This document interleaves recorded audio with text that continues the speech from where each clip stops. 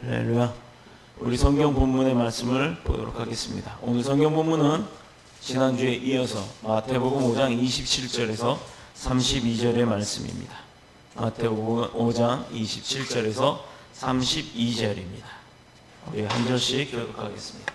또 간음하지 말라 하였다는 것을 너희가 들었으나 나는 너희에게 이르노니 음욕을 품고 여자를 보는 자마다 마음에 이미 간음하였느니라.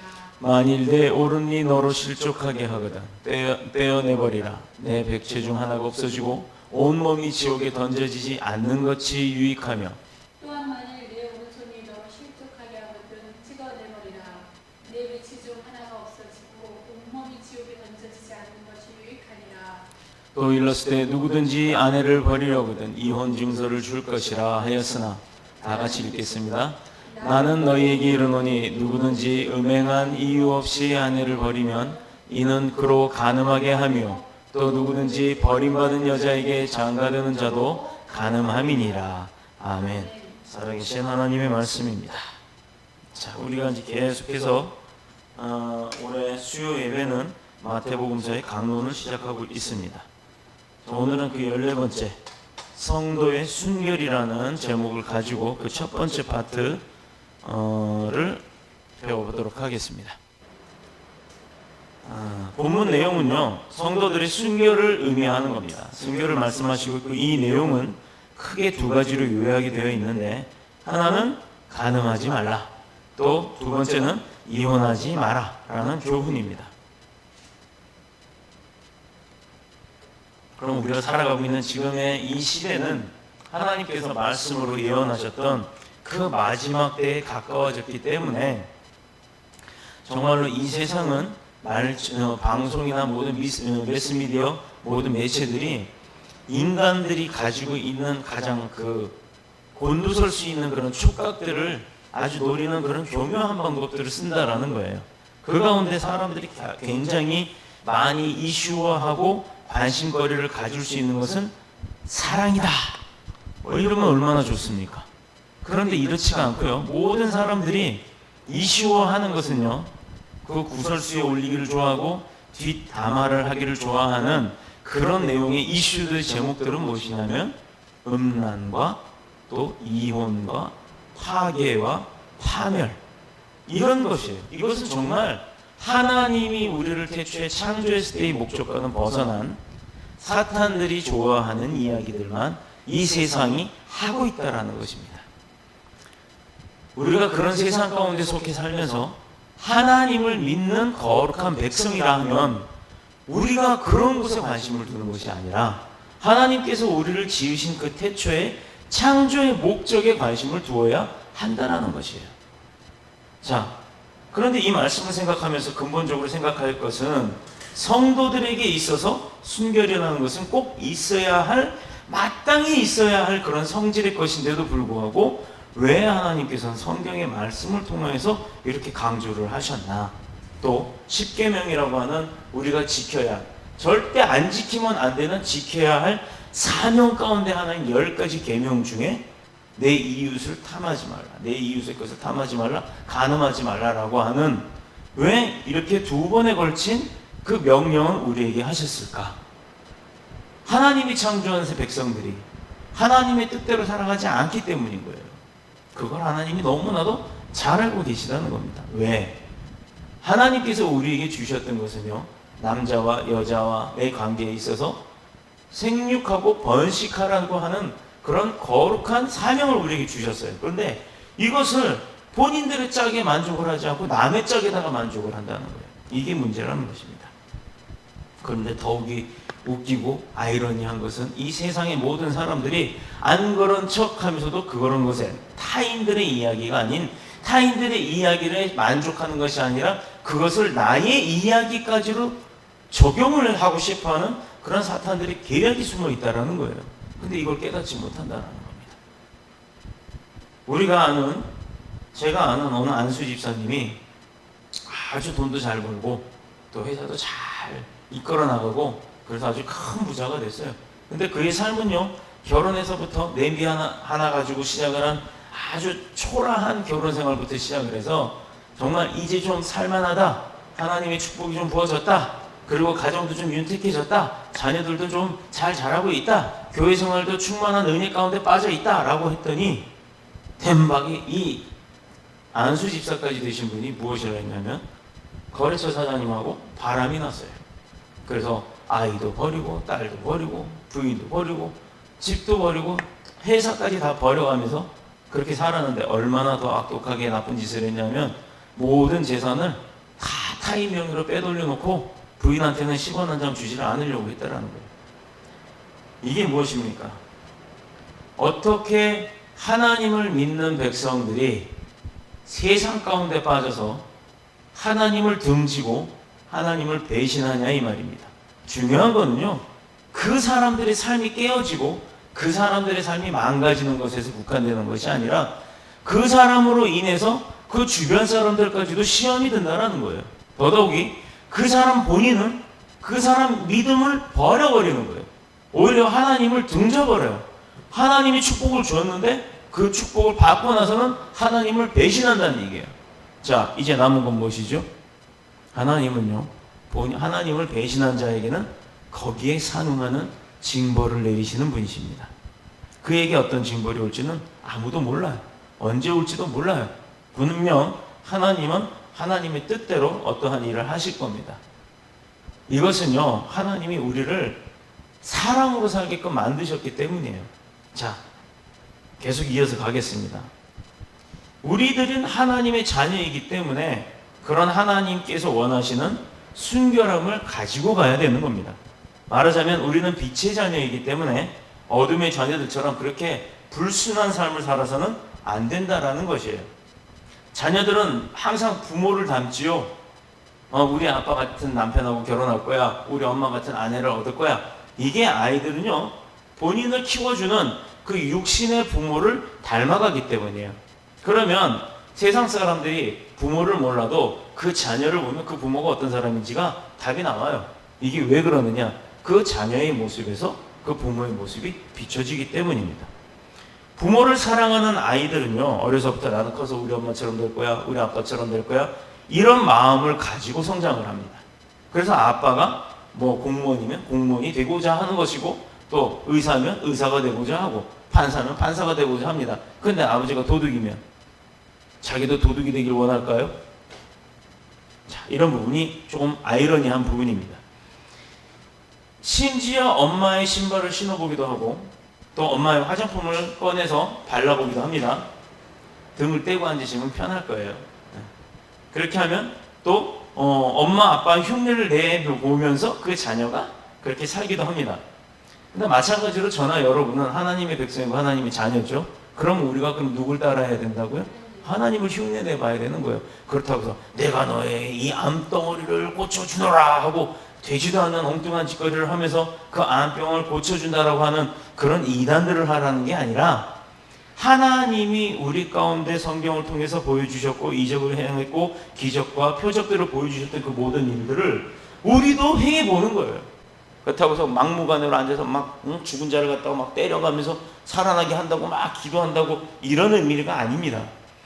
우리가 할 수 있는 범위 내에서 우리가 실천할 수 있는 그런 아름다운 모습들을 통해 사람들을 평화롭게 해주고 그 사람들을 화해하게 만들고 또 그 사람들 간의 소통을 통해서 하나님을 전하는 일, 바로 이것이 우리가 해야 할 일인 줄로 믿습니다. 그러면 하나님을 본받아야 한다고 하는데, 그러면 하나님이 어떤 분이에요? 그것은 요한계시록 4장 3절에 보면 보좌에 앉으신 하나님, 그렇게 해서 보좌에 앉으신 하나님에 대한 설명이 나옵니다. 자, 하나님이 어떤 분이냐? 크게 세 가지의 보석, 즉 벽옥, 홍보석, 그 다음에 녹보석과 같은 존재다라고 합니다. 그럼 벽옥은 무엇일까? 다른 말로 하면 벽옥은요, 우리가 지금 여성분들이 좋아하는 다이아몬드라고 하는 돌이에요. 자, 그리고 홍보석은 이제는 그러면 보석 중에 빨간색은 뭐죠? 루비. 우리 사모님 미안합니다. 내가 보석을 하도 못 사줘서 그런 거에 관심도 없고 어떻게 생겼는지도 모르죠. 미안합니다. 자, 녹보석은 녹색의 에메랄드라고 하는 거예요. 저도 에메랄드는 못 봤어요. 루비까지는 봤습니다. 루비는 제가 부사관이었을 때 그 군인 반지를 맞춰줄 때 거기 루비가 들어갑니다. 자, 이것은 하나님의 3대 성품을 구체적으로 표현을 한 건데, 자, 첫 번째 성품인 다이아몬드, 벽옥이라고 하는 그 보석을 다이아몬드인데, 다이아몬드의 성질이 어때요? 굉장히 강해요. 어디 웬만해서 깨지지도 않아요. 망치로 쳐도 안 깨져요. 그런데 불에는 탑니다. 그리고 그 다이아몬드를 물속에 넣어버리면 보이지가 않아요. 자, 그만큼 하나님은 강하면서도 티가 없는 분이다. 다이아몬드를 앞만 들다가도요, 그 안에 뭐가 들어가 있질 않아요. 아주 순수한 결정체이기 때문이에요. 다이아몬드 본성질이 뭔지 알죠? 탄소입니다. 탄소. 탄소의 본성질은 연탄이에요. 연탄. 이 고생대 때 이 무슨 풀 같은 게 이렇게 눌려갖고 흙에 묻히고 누르고 이런 압착이 된 상태에서 땅 속에 묻히면서 땅 뒤집어질 때 용암에 의한 열에 의해서 그 탄소가 타면서 생겨난 결정체가 다이아몬드예요. 그 원석이. 그걸 깨끗하게 깎아낸 거죠.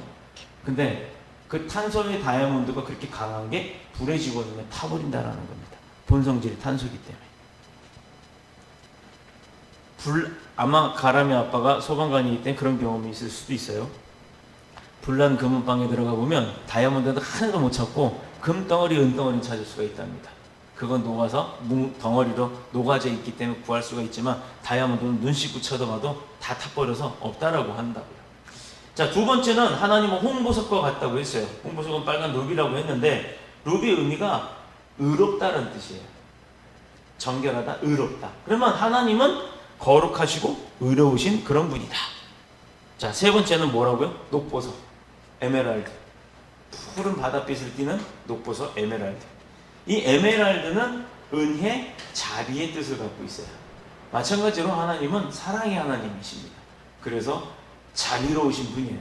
자비라고 말하면 불교에서 하도 자비 그래갖고 불교 용어 같지만, 자비가 불교 용어는 아닙니다. 자비의 색깔을 띱니다. 그래서 바로 사랑의 하나님을 뜻하는 거예요. 자, 그러면 우리 성도들은, 하나님의 자녀인 성도들은 하나님의 성품을 본받아서 그대로 흉내를 낸다 그러면 어떻게 살아야 된다? 순결하게 살아야 된다? 당연한 거죠. 그래서 오늘 본문에 순결을 강조하시는 겁니다.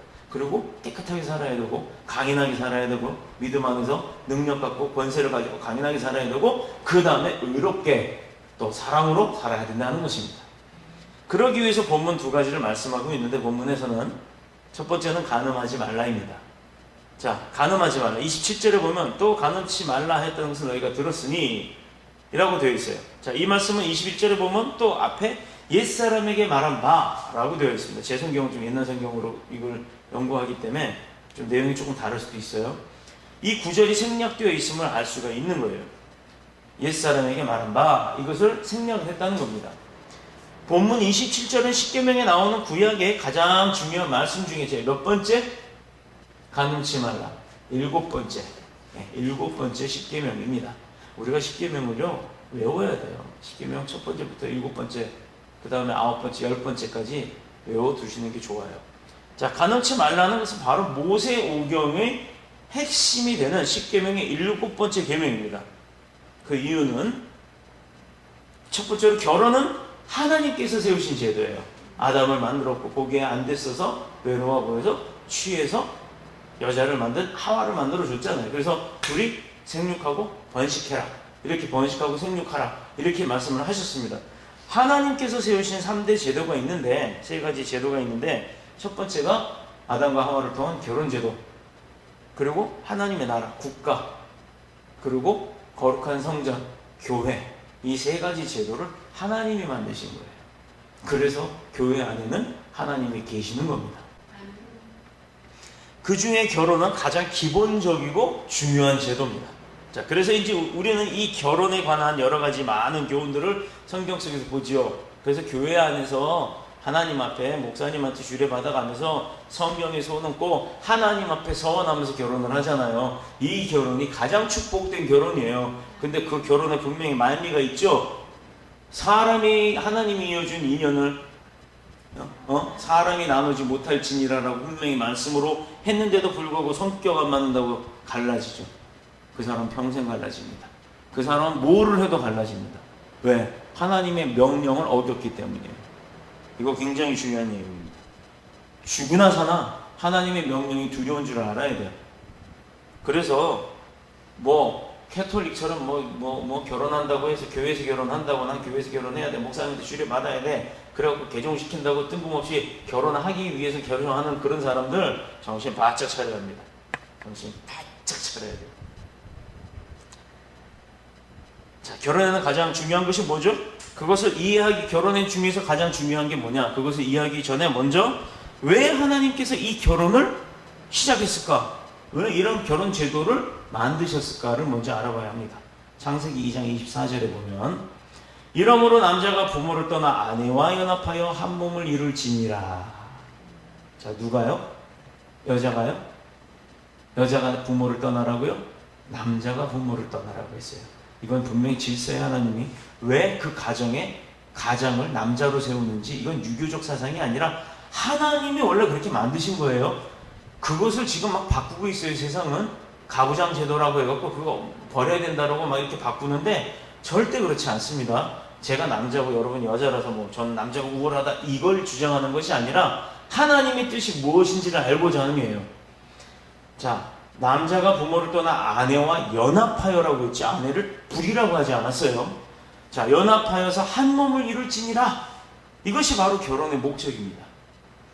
자녀 중에 아들이 그 부모랑 같이 사는 게 아니라 부모를 떠나래요. 독립을 하래요. 독립을 해서 새로운 가정을 만들어라 이겁니다. 그래서 그 가정의 부모가 되라 이거예요. 또 자녀가 나아지죠. 그 중에 자녀 또 내보내라 이겁니다. 계속해서. 자, 집을 이룰 때 그 집을 선기한 사람이 그 집을 무슨 용도로, 이걸 내가 별장으로 쓸 거야, 아니면 여기는 연구실로 쓸 목적으로 집을 질 거야, 아니면 여기는 휴게실로 쓸 거야, 아니면 여기를 공연장으로 쓸 거야 라는 목적에 따라 그 설계가 다르죠. 이 건물도 교회로 할 거야 하면 강대가 나오고 이렇게 나오지만, 예를 들어 여기를 식당으로 할 거야 하면 주방이 나와야 되고 이렇게 되게 그 구조가 바뀌잖아요. 그렇듯이 하나님께서 이 결혼 제도도 하나님께서 의도하신 바가 있다라는 겁니다. 이것이 창세기 2장 24절에 분명히 이야기하고 있어요. 첫 번째, 떠나야 합니다. 그 이유 중에 하나님이 그 결혼 제도를 만드신 이유가 첫 번째는 떠나야 되기 때문이에요. 남자는 반드시 부모를 떠나야 합니다. 떠난다는 부모, 이 말이 떠난다는 말 때문에 부모를 완전히 곁에서 떠나버리라는 얘기가 아니고, 부모 곁에 살지 말고 완전히 이사가라 뭐 이런 의미가 아니에요. 독립을 하라는 얘기예요. 독립. 부모로부터 자주성을 가진 자기 자신의 삶을 살 수 있도록 독립을 시키라는 얘기예요. 독립이라고 그랬더니 또 나 독립선언 그래놓고 짐 싸갖고 나가, 이거 얘기하는 게 아닙니다. 부모로부터 용돈 받아 쓰고 엄마한테 아빠한테 목매서 사는 그게 아니라, 아들은 자기의 인생을 부모로부터 떨어져서 본인의 삶을 독립적으로 살아나가야 한다는 의미예요. 자, 이 말은 독립하란 말인데 경제적으로도 그리고 정서적으로도, 무엇보다도 중요한 것은 신앙적으로 독립을 하라는 얘기예요. 엄마 아빠가 가자 그래서 따라가는 아들이 아니라, 엄마 아빠가 안 가도, 엄마 아빠가 뭐 일부 예배 갔어도 아들은 2부를 가든 3부를 가든 독립적으로 자기가 자기의 믿음 생활을 해야 한다라는 겁니다. 부모가 교회에 가라서 억지로 가는 그런 것이 아니라, 이제는 마땅히 한 가장으로서 자기의 가정을 이끌고 다녀야 된다라는 거예요. 이거를 못한다. 이거를. 오히려 부모랑 살 때는 어떻게든 목매서 소화하지, 도살장 끌려가듯 가면서 이제 결혼을 하면서 여자를 만났는데, 여자도 믿음의 사람이. 근데 교회 다닌다는 조건으로 결혼을 합니다. 그래놓고 결혼하고 나자마자 첫날부터 DV 자빠져 자느라고 안 나가요. 이런 사람들이 많아요. 그럼 부인이 처음에는 다구치고 난리치고 그러다가 슬슬 동화가 되죠. 그러다가 어느 날 자기도 힘들죠. 남편하고 같이 옆에서 잡니다. 자, 한 번 잡으니까 좋거든. 2번 자니까 처음에 좀 마음이 두근두근 하다가 3번 자도 괜찮고 4번 자도 괜찮고 5번 자도 다닐 때는 안 다닐 때는 똑같네. 그러면 가고 싶을 때 가고 가기 싫으면 안 갑니다. 가정의 제사장으로서의 사명을 감당할 만한 그런 사명감이 그 아들, 그 남자에게는 있어야 한다는 거예요. 자, 2번째는 여자와 연합하여, 아내와 연합하여 한 몸을 이루라, 이렇게 명령이 되어 있는데, 떠난 다음에는 연합을 하는 거예요. 한 몸을 이룬다는 말은 성적으로 또 육체적으로 마음과 영혼의 그 모든 3가지 측면이 다 하나가 된다, 일치가 된다는 거예요. 부부 일심동체라는 말이 있어요. 하나의 마음이고 같은 몸이다. 부부는 그래서 촌수가 없어요. 부부지간은 1촌, 2촌, 3촌, 4촌이 아니에요. 무촌이에요. 아내나 남편이나 누가 내 주인이고 종이 아닙니다. 아내나 남편은 다 동일합니다.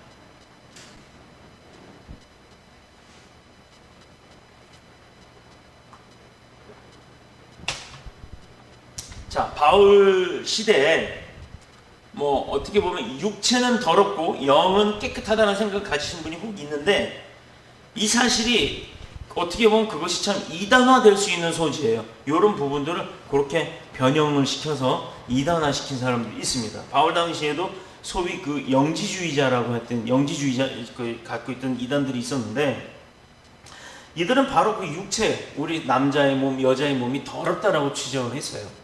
그래서 영혼은 깨끗하되 육체는 더럽다, 그렇게 정의를 한 사람들이에요. 근데 이들의 생각에서 나온 두 가지 결론이 굉장히 잘못된 것들이 있습니다. 그들의 생각 한파는 말하기를, 육체는 어차피 이왕이 더러운 거니까 죄나 시커멓게 내버려둬라, 육신은 죄를 지라 하면서 육체적 쾌락을 추구하는 그런 일들을 했습니다. 먹고 마시고 음탕하게 놀고 그렇게 막 했다고요. 또 다른 한파는 이 육체는 더러운 것이니까 그냥 두어서는 안 되겠다, 이 육체를 꽁꽁 묶어서 억압을 해야겠다 라고 했던 금욕주의적인 방향을 띄었던 이단들이 있었습니다. 금욕주의를 하면 뭐 육신이야 정결해 줄 수가 있겠죠, 스님들 마냥. 그러나 하나님의 명령에 위배가 되잖아요. 번성할 수가 없잖아요. 자녀를 생산할 수가 없잖아요.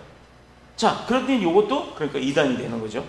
이 중에서 우리 성도들이 함정에 빠지기 쉬운 곳이 바로 이 금욕주의입니다. 이 금욕주의는 잘못된 것이에요. 수녀들과 신부님들이 금욕주의자예요.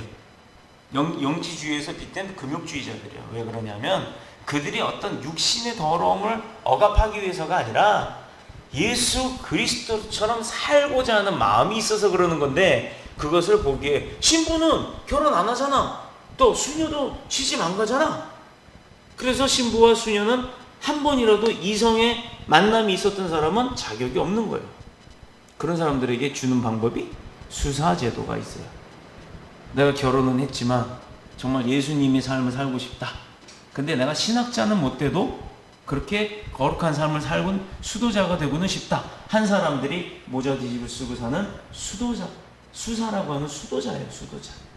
그들은 설교권이나 이런 교회 운영권은 없겠지만 그들은 삶은 바울과 같은 전도자의 삶을 사는 것입니다.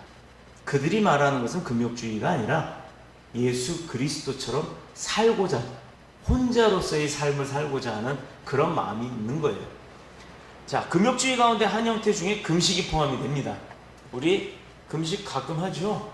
육신의 가장 기본으로 하는 먹고자 하는 욕구를 억제시키는 거예요. 그래서 내 몸속을 정결하게 만들고 그 안에 나의 육신이 그 분도 일어나고 뭔가 날카로워지고 하는 그런 것들을 다 정리시키고 자제시킬 수 있는 우리 영의 기도 방법이에요. 이 금식 기도는 참 좋은 것입니다. 금식 기도를 하면요 정말 은혜가 됩니다. 예배 전에 금식을 하는 이유도 그거예요. 그러나 금식 기도할 때 우리가 꼭 기억해야 하는 것이 있는데, 이것은 금욕주의적인 관점에서 금식이 아니라 오로지 하나님을 향한 나를 죽인, 나를 내려놓은 나의 육신을 죽이는 마음, 그 마음으로 해야 된다는 거예요. 육체는 더럽고 영혼은 깨끗하다 하는 관점에서 금식을 하면 결국은 하나님보다는 인간의 의지, 인간의 생각이 더 의존할 가능성이 높기 때문에 그런 방법으로 금식을 하면 안 된다는 거예요.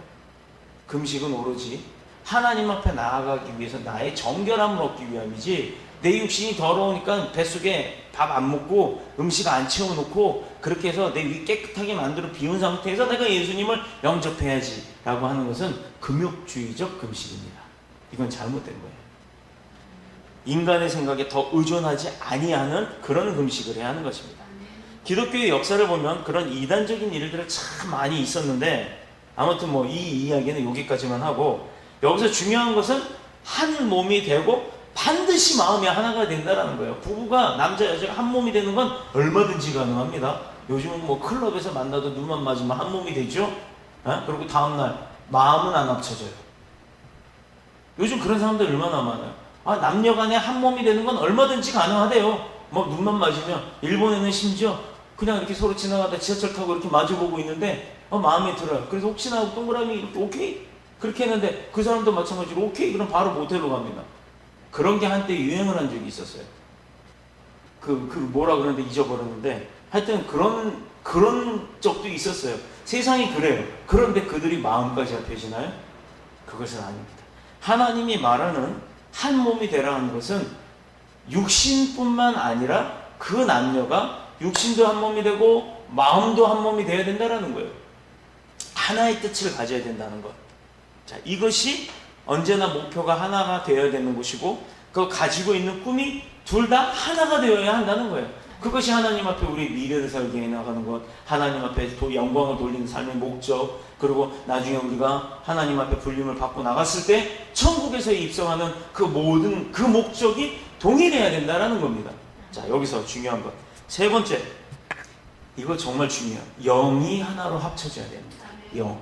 자, 육신, 마음, 우리 혼이라고 하는 그 마음이요.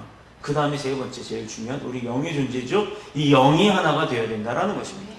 그래야 진정한 의미에서 부부가 되는 거예요. 육신만 냅다 합쳐서 봤자 마음도 따로, 그러면 너는 너대로, 나는 나대로, 네가 본 건 네가 쓰고 내가 본 건 내가 쓰고, 이거 잘못된 생각들이에요. 요즘 젊은이들 그런 생각 많이 갖죠. 혼인신고도 안 하고 1년쯤 살다가 마음이 안 맞으면 갈라지고 나서 그 혼인신고 안 했으니까 너 남, 나 남 이렇게 한다면 이거 정말 잘못된 겁니다. 이거를 교회 안에서 안 가르치고 있어요. 이게 어디 하나님의 방법을 알고 그 방법대로 살아야 축복받는 걸 뻔히 아는 사람들이 하나님의 가르쳐주신 방법대로 안 산다는 것, 왜 자기 인간의 생각으로 삽니까? 하나님이 붙여준 사람, 그러면 뭔가 뜻이 있겠죠. 그 사람이 설령 팔이 하나 없고 다리가 하나 없다 할지라도, 상대가 그렇다 할지라도 하나님이 붙여준 사람이면 사람이 깰 수가 없다는 것. 그래서 사람이 깨지 않으려고 하는 노력을 해야 된다는 것, 그것이 우리가 짊어지고 가는 자기의 십자가라는 것. 그거 다 내려놓고 지기도 싫어하면서 목걸이는 열심히들 달고 다녀요. 그리고 거룩한 척, 온전한 척, 척건 되게 많이 하죠. 그런 사람들이 천국에 들어올 수 있을까요? 그거 한번 생각해보면 이 세상에서 믿지 않는 사람하고 그렇게 믿고 사는 교인들하고 뭔 차이가 있습니까? 부모들이 조장을 하지를 않나. 야, 그네 집, 그 남자네 집, 그 여자네 집, 재산이 얼마이니? 이런 거에 왜 관심이 있습니까? 그 남자가 너를 얼마나 사랑하니? 너는 그 남자를 얼마나 사랑하니? 그래서 너네 마음은 어디까지 합쳐졌니? 이런 것을 부모가 보아주고 그런 것을 돌봐주고, 설령 그게 아니라면 그렇게 가르쳐줘야 할 부모들의 입장에서 부모들이 입에 하는 게 제일 먼저가 뒷조사를 하고 또 그 집의 재산이 뭔지 이런 걸 따집니까? 그러고도 그게 교인이에요? 그게 거룩한 하나님의 백성이에요? 하나님의 얼굴에 먹칠하는 거지. 자, 우리 교회 교인들은 앞으로도, 그리고 그 이후 세대에도 그러지 않을 줄로 믿습니다. 아내는 교회에 나가고 남편은 절에 나가요. 절대로 영혼이 하나가 될 수가 없죠. 이 집은 내 믿음이 강해서 내가 그 집을 개종합니다. 그 집을 구원합니다. 그거 하나님도 못하는 일을 갖다가 본인이 어떻게 한다고요? 그리고 그 어려운 길을 왜 걸어갑니까? 이들은 영혼이 하나로 결합되어지기 위해서는 어떻게 하느냐? 신앙을 가져야 되는 거예요. 신앙. 종교가 아니라. 종교인이 되겠습니까? 신앙인이 되겠습니까? 제가 언제 한번 설교했지요? 종교인과 신앙인의 차이는 분명히 다릅니다. 남편은 장로교회, 아내는 감리교회, 자녀들은 심지어 성결교회. 자, 물론 교파가 어디가 잘못됐다는 그런 말은 아니에요. 그런 의미가 아닙니다. 교회가 달라지면 그들이 생각이 달라져요. 또 관심도 달라집니다. 어느 교회는 건축하는 데 열을 올려, 어느 교회는 전도하는 데 열을 올려, 어느 교회는 봉사하는 데 열을 올려. 그러면 집안이 다 다른 데 정신을 쏟고 있다는 거예요. 하나의 마음을 이룰 수가 없다는 겁니다. 교회가 달라지면 그들의 생각이 달라지고 관심이 달라진다는 겁니다. 그렇기 때문에 여러 가지 생활에서 리듬이 달라집니다. 바로 그게 문제가 생깁니다. 그렇기 때문에 결혼에서 중요한 것은 첫 번째는 떠나야 하고, 두 번째는 성을 통해서 몸이 하나가 되고, 또 세 번째는 한 사역에 종사함으로써 마음이 하나 되는, 영이 하나가 되는, 신앙생활을 통해서 영혼의 하나가 일치되어지는 그런 삶이 되어야 비로소 부부는 일심동체가 된다라는 것입니다. 그래서 성경을 보면 성경은 분명히 열왕기상, 열왕기하 여러 성경에서 결혼을 반대하고 있죠. 불신앙자들과의. 이거는 답이에요. 답. 이게 지혜인 것입니다. 굳이 신앙을 갖지 않은 사람을 내가 사랑하기 때문에 사랑으로 그들을 내가 개종을 시킨다? 개종시키는 사람 나 못 봤어요. 여지껏 본 사람 없습니다. 그런 성공리의 사례가 많았다 그러면 성경에도 분명히 그 이야기가 나올 겁니다. 그러나 성경에 없는 이야기는 이 세대에도 없다라는 얘기입니다. 자, 어떤 분은 목사님, 성경 어디 불신자와 결혼하지 말라는 얘기가 있습니까? 불신자와 결혼하면 전도도 되고 얼마나 좋습니까? 이렇게 이야기를 하는 사람들이 있어요. 분명히 있어요. 그것은 인간의 생각이 핑계일 뿐입니다.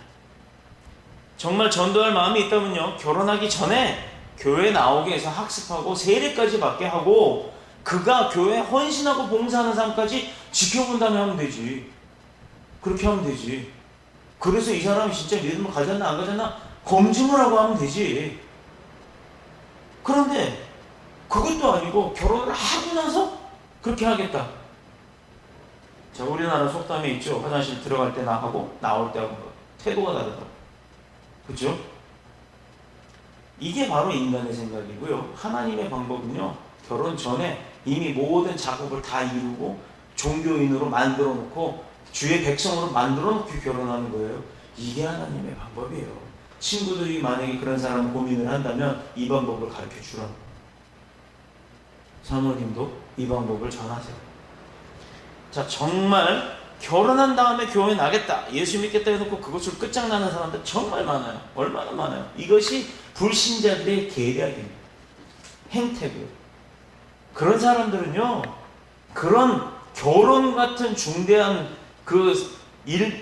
가정에 있어서 결혼의 그 중대한 일들을 그렇게 쉽게 거짓말로 생각하는 사람들은요, 그 가정도 쉽게 알아요. 그리고 그 아내도 쉽게 합니다.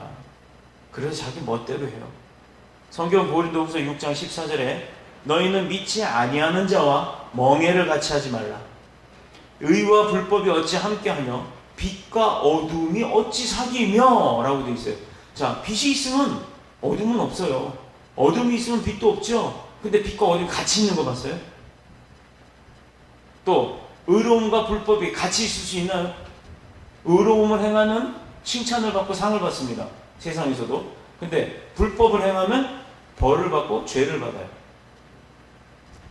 여기 보면 믿지 아니하는 자와 멍에를 같이 하지 말란 말이 있는데, 멍에가 뭔지 알아요?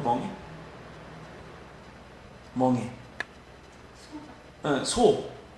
우리가 이제 소가 지금은 다 경운기가 하지만 소가 밭을 밟기 위해서는 뒤에 이렇게 땅 파는 삽 같은 게 달려있는 쟁이라는 게 있어요. 거기 사람이 이렇게 탁 그 발로 딛고 딱 가면서 소를 탁 치면 소가 이렇게 가면서 그걸 나무 쟁이를 그걸 끌어내는 거예요. 그때 보면 소 등에 이렇게 V자 거꾸로 해가지고 나무를 해갖고 턱 한 다음에 뭐 우리 말 탈 때 보면 안장 얹어 놓듯이 배로 해가지고 이렇게 딱 끈을 묶어 놓는 게, 나무를 묶어 놓는 게 있어요.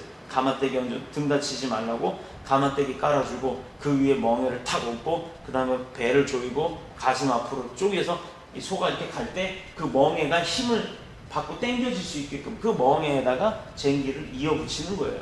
그래서 소가 어깨 힘으로 이렇게 다리 힘으로 밀고 나갈 때 그 멍에가 끌려가니까 뒤에 나머지 도구들이 끌려가는 거예요. 그러면서 땅을 뒤집어 놓고 가는 거예요. 지금은 이제 트랙터나 경운기 같은 게 로터리로 막 이렇게 하면서 흙도 부수고 다 자동화되어 있지만, 그때 소 한 마리에는 멍에가 하나잖아요. 근데 우리나라는 황소를 했지만 이 시대에 이스라엘에는 소가 많지 않아서 그런지 주로 나귀를 썼습니다. 예수님도 나귀 타고 입성했잖아요. 그 나귀가 어때요? 말보다 작았잖아요. 작다 보니까 어떤 건 큰 나귀가 있고 작은 나귀가 있죠. 힘이 약해요. 그래서 나귀는 2마리, 3마리씩 묶어서 이렇게 갔단 말이에요. 소 한 마리 힘을 내기 위해서. 근데 멍에 하나 이거를 3마리에다가 붙이든 2마리에다 붙이든 한 마리 더 크고 이만하고 한 마리 조금해서 이만하고 하면 이게 삐딱하면 힘을 발휘할 수 있을까요? 힘을 발휘 못해요. 그래서 멍에를 같이 매지 말라라고 표현을 하는 겁니다. 멍에를 같이 매되 똑같은 크기에 똑같은 생각 똑같은 마음 하나의 마음으로 맨다 그러면 그건 큰 힘을, 2배의 힘을 발휘합니다. 그러나 지금 말한 것처럼 멍에가 하나는 크고 하나는 작다 그러면 그거는요, 한 개의 힘도 발휘를 못한다는 거예요. 2마리가 있음에도 불구하고 힘이 일치가 되질 않아서 삐딱하게 가니까 얘도 힘들고 얘도 힘들다고. 바로 그것입니다. 2마리를 연결시키는데 말과 나귀를 연결시켜버리면 말은 크고 나귀는 조그맣잖아요. 그러니 한 마리는 키가 크고 한 마리는 키가 작아서 제대로 일을 할 수가 없다는 거예요. 멍에를 끌고 가는 말도 힘들고 끌려가는 나귀도 힘든 거예요. 일도 제대로 안 되고. 그래서 구약 성경에 보면 이 멍에를 맬 때 다른 종의 동물에게 멍에를 매지 하지 말고 밭을 갈지 말라. 그렇게 같은 종류는 몰라도 다른 종류에는 하지 말라라는 그런 말이 있습니다. 교훈이 나옵니다. 고린도후서 6장에 멍에를 같이 매지 말라 하는 것은 바로 거기에서 나온 말이에요. 그런데 인생을 살아가는 것이 멍에를 매는 거예요. 우리 십자가를 매는 거예요. 근데 나의 십자가, 아내의 십자가가 같아야지. 나의 십자가 따로, 아내의 십자가는 더 크고 뭐 한쪽 팔이 길다랗게 한쪽 벽이 이쪽 날개가 길게 나오고 이러면 그거 어떻게 호흡을 맞춰서 같이 끌고 갈 수 있겠냐 이 말입니다. 이러므로 이 멍에를 매지 말라는 말은 결혼하지 말란 말이에요. 결혼하지 말라. 그렇게 불신앙자와 결혼을 해봤자 믿음을 가진 사람도 힘들고 안 가진 사람도 힘들다 이 말입니다. 그럼 맨날 뭐가 나와요? 서로 의견 때문에 싸우고 투닥투닥 그러다 갈라서니 많은 이런 소리 나오는 겁니다. 왜냐하면 성도와 불신자가 결혼하게 될 때 육체적으로는 하나가 될 수 있다고 그랬죠? 요즘 그런 사람 많다고 그랬잖아요. 그러나 영혼이 하나가 될 수가 없기 때문이에요. 영혼이. 내가 바라보는 것이 천국이요, 내가 바라보는 것이 예수 그리스도의 십자가요, 또 내가 가고자 하는 소망이 어디 하나님 나라요 라고 해야 되는데 이 사람은 다르다 이겁니다. 저들은 영의 세계는 그들과의 완전히 다름을 느낄 수 있기 때문이에요. 그렇기 때문에 불신 결혼은 성경에서 금지하고 있는 것입니다. 이렇게 결혼은 중요합니다. 이 결혼은, 그 결혼의 중요성은 성경 이외의 속담에도 보면 이런 거 있어요. 러시아 속담인데 우리 사모님 아실라나? Сколько стоит билет на Влади? 자, здравствуйте. 자, 전쟁에 나갈 때는 한 번 기도하라. 전쟁에 나갈 때는 한 번 기도하래요. 그리고 바다에 나갈 때는 2번 기도하래요. 근데 결혼할 때는 3번 기도해보고 결혼하래요.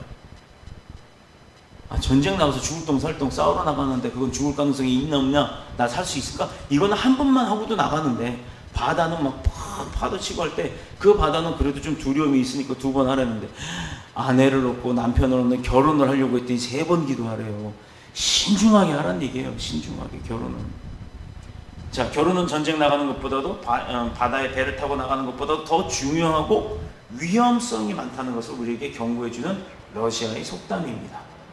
또 한편 우리나라 속담에도요, 남편을 잘못 만나면 평생 원수요, 아내를 잘못 만나도 평생 원수라, 이 말이 있어요. 잘못 만나면 둘 다 평생 원수가 된다는 얘기예요. 제가 어떤 집, 옆집을 지나가는데 그 집이 창문을 열어놓고 부부싸움을 하더라고요. 그런데 서로 뭐라고 욕을 하는가 하면, 아이고 이 웬수야 이래요. 이 웬수야. 원수라고 하면 별 4개, 별 5개짜리 그 원수를 원수라고 하는데 그거 말고 아이고 이 웬수야, 이 뭐할 웬수야 막 이러고 싸워요 서로가. 그들이요 젊었을 때는 분명히 사탕 발림하고 살았을 겁니다. 꽃송이에 무릎 꿇고 탁 흰장갑 끼고 면사포 탁 쏘고 있는 아내한테 탁 무릎 꿇고 반지 주면서 오 솔레미오, 그대와 같은 태양과 같은 그대의 뭐 장렬한 눈빛에 내가 빠지기를 원하오 이러면서 나는 결혼해 주겠소, 당신 없이 못 싸워 그러더니 결혼하고 이제 할 거 보고 볼 거 보고 다 보고 서로 마음 안 보고 신비감 뚝 떨어졌다 싶으니까 그때부터 내가 너 때문에 못 산다 이러고 산다는 거예요. 어차피 둘 다 못 사네. 응? 당신 없이 못 살아, 너 때문에 못 살아. 자, 얼마가 지나고 나면 평생 원수가 되어버린다라는 겁니다. 그것은요, 그들이 모습은 늙어갈 수가 있어요. 우리가 외모는 늙어갈 수가 있어요. 그러면 보기 싫어질 수 있죠. 배가죽 탱탱했던 사람이 축 늘어지고 튀어나오고 처져서 축 늘어지고 이러면 보기 싫지요. 그러면 아내 바꾸고 남편 바꿉니까? 자기는 안 늘어지나? 자기도 늘어지면서 그런데 이 사람들이 육체는 하나가 되었어도 육체가 늙으면 삐딱하고 갈라질 수 있다 이거예요. 그렇다 치자 이거예요. 그런데 마음이 하나가 돼버리면 마음이 삐딱해질 수가 있을까요? 또 거기에 더 나가서 믿음을 가진 그 영혼이 하나가 되면 영혼이 삐딱해질 수가 있을까요? 육체는 삐딱해질 수 있습니다. 그러나 마음만 맞아도 삽니다. 그런데 마음 맞고 영혼이 맞으면 이거는 갈라놓을 수가 없는 거예요. 육체는 삐딱할 수밖에 없다니까요. 남자 여자가 쌩쌩할 땐 이쁘고 아름답죠. 늙어서 늘어지고 처지고 주름살 생기고 흰머리 나고 그러면 보기 싫어지죠. 그런데 마음이 맞으면 그 모습도 예뻐요. 그리고 영혼이 맞으면, 마음과 영혼이 맞으면 그 모습이 예쁜 정도가 아니라 없으면 못 살아요. 없으면. 아멘. 이게 다르다는 얘기예요. 사모님 너무 대놓고 아멘하지 맙시다. 어이, 낯이 뜨겁네요. 네, 좋습니다. 그런 마음이에요. 그런 마음으로 사는 거예요. 믿음을 가진 사람들이. 자, 그렇기 때문에 이처럼 영혼이, 마음이, 영혼이, 육신이 하나가 되는 것은 정말 우리 결혼 생활에 있어서는 아주 중요한 의미를 갖고 있다는 거예요. 자, 마지막으로 두 번째, 남편과 아내가 해야 할 사명이 각각 있다. 이것은 에베소서 5장 22절에서 24절, 25절에서 30절에 나온 내용인데, 잘못 결혼하면 이혼할 수 있죠. 그게 지옥이면. 근데 정말 평생 원수가 되는 경우도 있어요. 그런데 때문에 남편과 아내는 서로 만나기도 잘 만나야 하겠지만, 또 잘 만난 후에는 각각 해야 할 사명이 정확하게 정해져야 된다는 거예요. 자, 에베소서 5장의 남편과 아내가 각각 해야 할 것이 무엇이냐를 우리에게 지혜로 알려주고 있습니다. 아내는 자기 남편에게 뭐하라? 복종할지니. 와, 이게 남자들 이 얘기하면요, 저 남자 집사들 막 이러고 들었지? 이러고 자기 와이프도 쳐다봐요. 자, 여기 복종한다는 말은 근데 굴욕적으로 내가 종의 노릇을 하는 그런 굴종, 그런 뜻이 아니에요. 내 아내를 하녀 삼으면 자기는 하녀랑 사는 하인이에요. 내 아내를 왕비처럼 여기면 왕비랑 사는 자기는 왕이 되는 거예요. 스스로를 복종한단 말이에요. 스스로를. 자기 스스로를. 마치 교회가 주님에게 복종하는 것처럼 아내가 남편에게 아이고 그래요, 네 이거 해줄게요, 저거 해줄게요, 이런 복종이 아니라 자기 아내 스스로가 남편에게 복종을 하겠다라는 거예요. 남편을 따라가겠다라는 거예요. 그런데 남편들이 정신 못 차리고 술 먹고 담배 피고 예배 안 나오고 기도 안 하고 이런 상황을 하면 그 믿음 좋았던 아내가 어떻게 되겠어요? 똑같이 따라간다는 얘기예요. 바로 이런 복종을 얘기하는 겁니다. 하나님은 그래서 아내들에게 머리된 남편에게 복종하라고 얘기를 한 거예요. 그건 스스로가 그렇게 섬겨라, 이 의미인 것입니다. 옛날 우리 선조들을 보면 아내가 남편에게 주인이라는 말을 했어요. 우리 주인님이 나가셔서 주인이 아직 안 돌아오셔서 이렇게 얘기를 합니다. 물론 이것은 그 시대의 여자는 남자에게 속하여 있다라는 그 잘못된 생각들 때문에 나온 말이기도 합니다. 그러나 영적인 의미에서 보면 옳은 말이에요. 영적인 의미에서는 옳은 말이에요. 어떻게 보면 옛날 우리 선조의 그 부인들이 참 지혜로웠는지 몰라요. 그걸 악용을 해서 남편들이 칠거지약이라는 걸 만들어냈고, 그러고 나서부터 뭐 첩도 두고 소실도 두고 막 이렇게 하면서 그거 질투하면 칠거지약 중에 하나니까 너 나가 이렇게 하는 아주 못된 그런 유교적 습관들이 있었는데, 물론 이것은 그 시대는 이야기고 지금 우리의 삶에서 바라보는 관점에서 보면 어떻게 보면 그것도 영적인 면에서는 맞다라는 얘기입니다. 자, 아내는 자기 남편이 지식이 부족하고 인격이 부족하고 여러 가지로 모자라는 사람이라 할지라도 그 자기가 정한 그 남편, 배우자에 대해서는 복종을 해야 하는 겁니다. 분명히 말했지만 이 복종은 맹목적인 것이 아니에요. 자, 이것이 하나님께서 세웠던 가정의 질서인 거예요. 남자가 부모를 떠나서 여자와 뭘 한다고요? 결혼을 해서 한 몸을 이룬다고 그랬잖아요. 여자가 부모를 떠나서가 아니라 남자가 부모를 떠나서. 그렇기 때문에 어떻게 보면 그 여자가 남자한테 결혼을 해서 그 남자의 삶과 뜻에 마음을 맞춰서 복종하는 게 맞다라는 얘기입니다. 이걸 얘기하는 거지 삶의 복종이라는 얘기가 아니에요. 이해되셨나요? 그리고 정확하게 이해해야 돼요.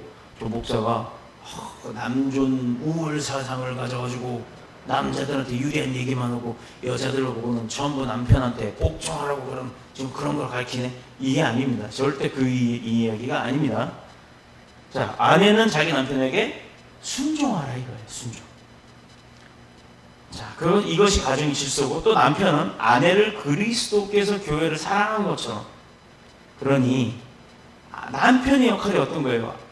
아내를 그리스도께서 교회를 사랑하신 것처럼 자기의 아내를 그렇게 희생하고 이해하고 보듬어주고 사랑해주고 관리해줘야 된다는 거예요. 울타리가 되어줘야 된다는 거예요.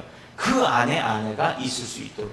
근데 울타리 관리도 안 하고 자기는 눈가리란다. 이게 별로 안 좋은 이야기를 하려고 하다 보니까 그 눈이 엉뚱한 대로 이렇게 시선이 가 있어서 지나가는 여자 다이나 쳐다보고 막 이러고 그런다 그러면 이 울타리가 깨어졌는지 뜯어졌는지 모른단 말입니다. 거긴 관심도 없어요. 내 울타리는 신경도 안 써요. 그러니까 남의 울타리만 어떻게 넘어갈까 하고 막 쳐다보고 다녀요. 그러면 내 울타리에 있던 속된 말로 잡아놓은 물고기도 도망간다 이 말이에요. 그래 놓고 너는 너, 나는 나 이렇게 하면 그건 남자의 삶이 아닙니다. 하나님이 원하는 가정의 삶은 아담과 하와가 한 몸을 이뤄서 하나님의 뜻에 순종하며 살았던 것처럼 지금 가정의 남편과 아내가 한 몸으로 한 뜻으로 한 마음으로 한 영으로 하나님의 목표를 두고 살아가는 것을 의미하는 것입니다. 이게 아름다운 성스러운 가정, 성가정의 의미인 것입니다. 그렇게 희생하고 이해하고 서로 사랑하고 이처럼 결혼은 아름다운 것입니다. 그래서 굉장히 중요한 겁니다. 오늘은 여기까지 배우고 나머지 이어서는 다음 시간에 계속해서 이어서 가도록 하겠습니다. 우리 아까 불렀던 찬양하고 예배 마치도록 하겠습니다. 주의 집에 영광이